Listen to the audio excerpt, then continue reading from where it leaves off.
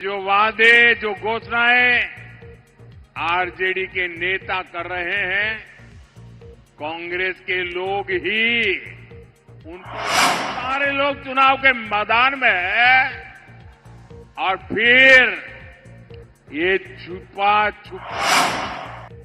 कांग्रेस को कट्टा दिखाकर मुख्यमंत्री का उम्मीदवार भी साफ है, जिसको आरजेडी वालों को बिहार के नौजवानों से छुपाना पड़ रहा है।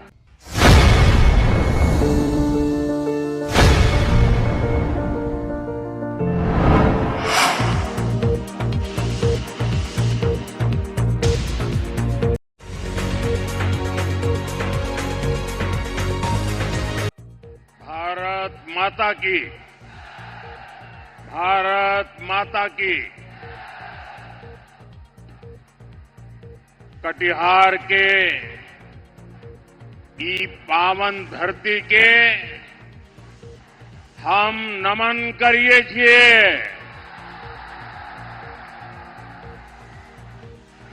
आंचकिल साहित्यकार अनूपलाल मंडल,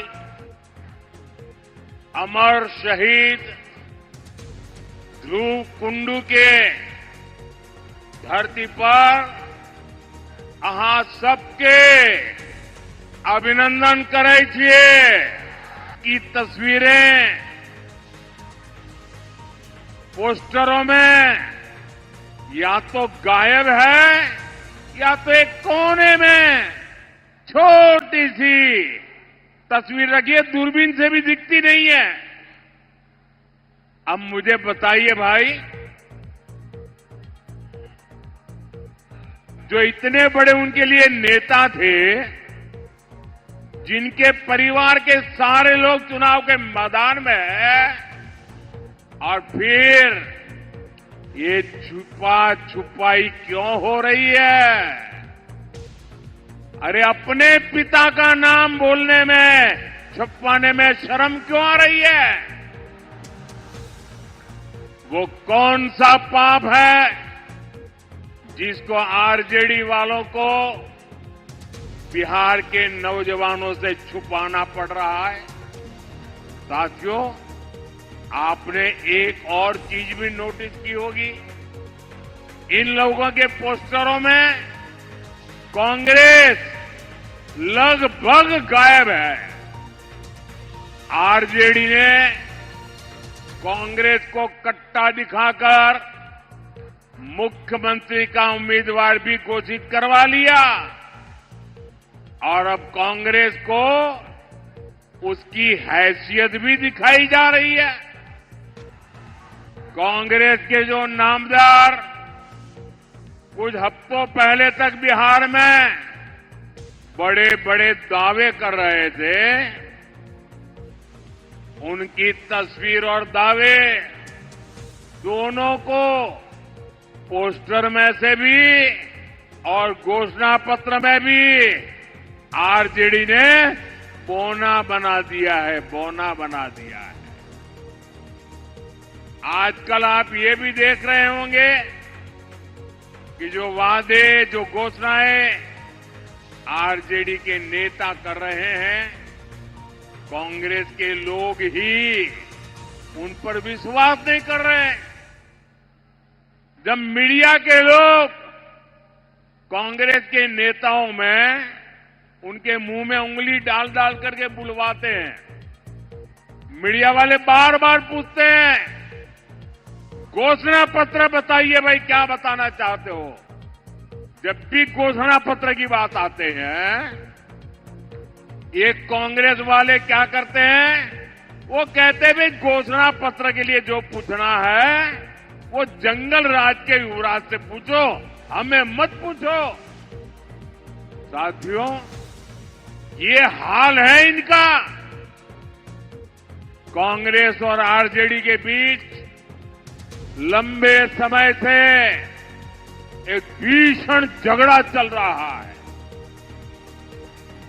कांग्रेस के नामदार ने छठ महापर्व को इसलिए भी ड्रामा बताया ताकि बिहार के लोग आरजेडी पर गुस्सा उतारे और आरजेडी को पराजित करे, इसलिए ऐसी बातें बोली जा रही है।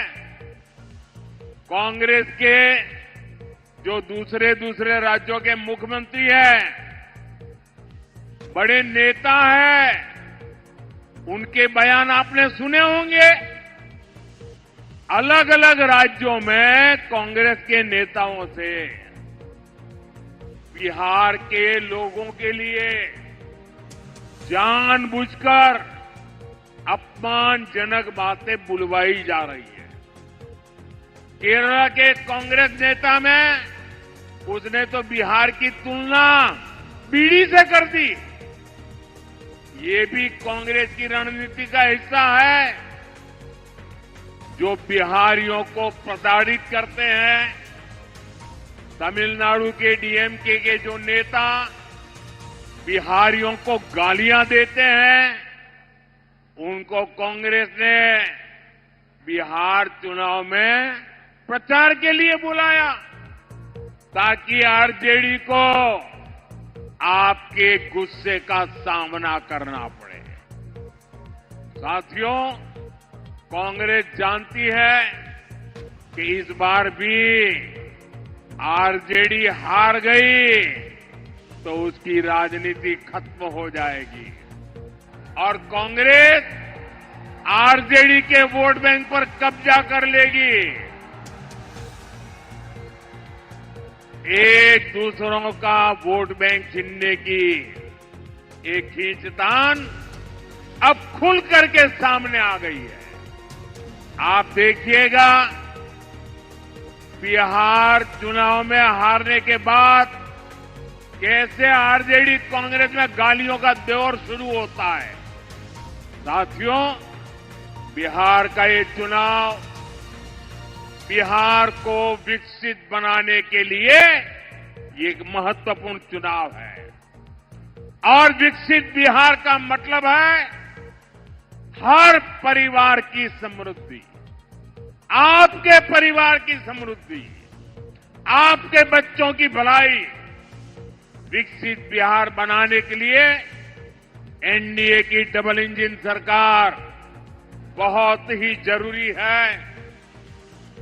मैं आपको एक उदाहरण देता हूं।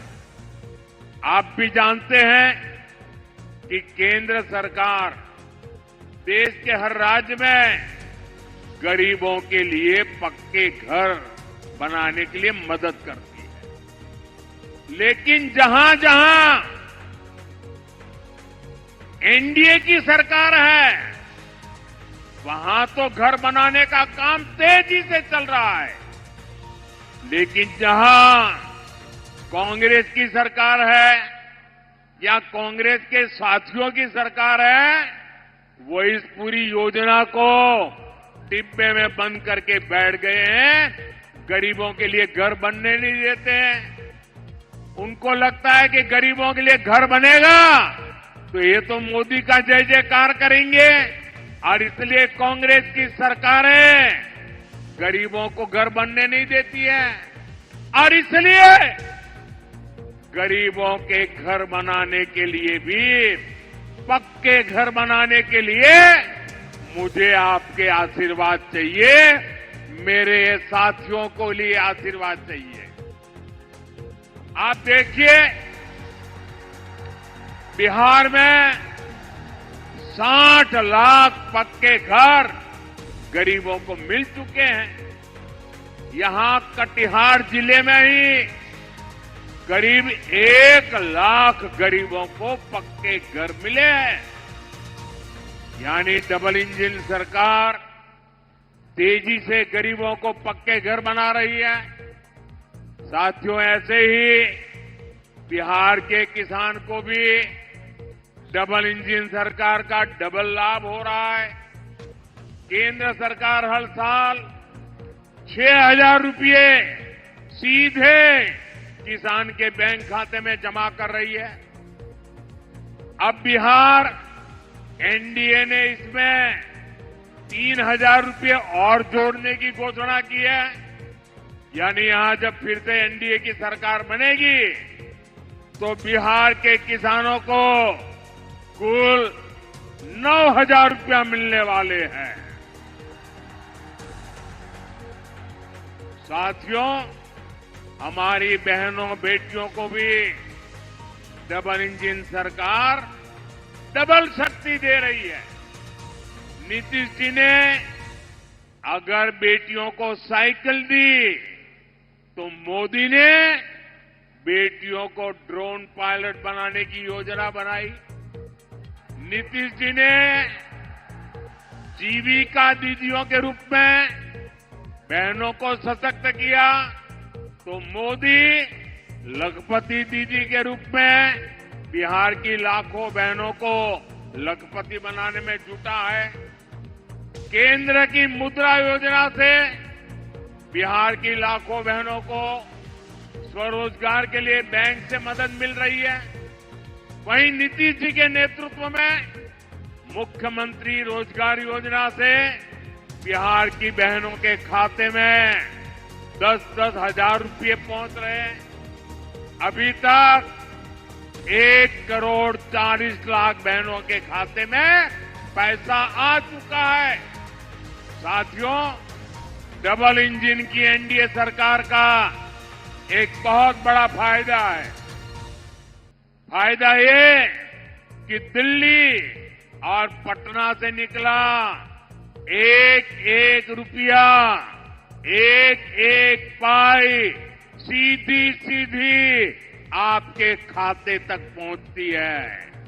कोई चोर लुटेरे लूट नहीं सकते, वरना यहां एक बिहार का सबसे भ्रष्ट परिवार है और दूसरा देश का सबसे भ्रष्ट परिवार है। आपके हक का पैसा आरजेडी और कांग्रेस वाले आप तक पहुंचने ही नहीं देते। ये आपके हक का पैसा भी लूट लेते। साथियों, सीमांचल का ये इलाका हमारी सभ्यता, हमारी संस्कृति का प्रहरी रहा है, लेकिन पिछले कई वर्षों से यहां एक खतरनाक साजिश चल रही है। ये साजिश घुसपैठ की है। अररिया हो, किशनगंज हो, पूर्णिया हो या कटिहार, हर जगह ये कोशिश हुई कि यहां की आबादी का संतुलन बदल दिया जाए। कुछ वोट पाने के लिए आरजेडी और कांग्रेस बिहार को खतरे में डाल रहे हैं। आपके बच्चों के भविष्य को खतरे में डाल रहे हैं। आपकी बेटियों की जिंदगी को खतरे में डाल रहे हैं। ये लोग वोट पाने के लिए देश की सुरक्षा से खिलवाड़ कर रहे हैं। आप मुझे बताइए साथियों, गरीब, दलित, महादलित, पिछड़े, अति पिछड़े, उनको जो मुफ्त राशन मिल रहा है, क्या ये मुफ्त राशन आपको मिलना चाहिए कि घुसपैठियों को मिलना चाहिए? क्या घुसपैठियों को मिलना चाहिए? क्या घुसपैठियों को मिलना चाहिए? क्या आपके हक का अनाज घुसपैठियों को दे देना चाहिए? क्या आपका चूल्हा जलना चाहिए कि नहीं जलना चाहिए? आपके बच्चों को रोटी मिलनी चाहिए कि नहीं मिलनी चाहिए? आपके बुजुर्गों को खाना मिलना चाहिए नहीं मिलना चाहिए? घुसपैठियों को देना चाहते हैं। मुफ्त इलाज की जो सुविधा 5 लाख रुपए तक आप लोगों को मुफ्त इलाज मिले, मुफ्त आपकी बीमारी से मुक्ति मिले, आप लोगों को मिल रहा है। अब मुझे बताइए, आपको बीमारी में जो मदद मिल रही है वो घुसपैठियों को चली जाए तो आपको मंजूर है? क्या घुसपैठियों को मिलनी चाहिए क्या? अति पिछड़ों, महादलितों के टोलों पर घुसपैठियों का कब्जा, आप मुझे बताइए, ये घुसपैठियों को कब्जा करने देंगे क्या? घुसपैठियों को कब्जा करने देंगे क्या? आपके हिस्से का काम, आपका रोजगार कोई घुसपैठिया ले ले तो आपको चलेगा क्या? आपके बच्चों का भविष्य ले ले तो चलेगा क्या? साथियों, बिहार के देश के संसाधनों पर सिर्फ और सिर्फ भारत के नागरिकों का ही हक है। बिहार के हमारे नागरिकों का ही हक है, आपका ही हक है। ये हक हम किसी को चुराने नहीं देंगे।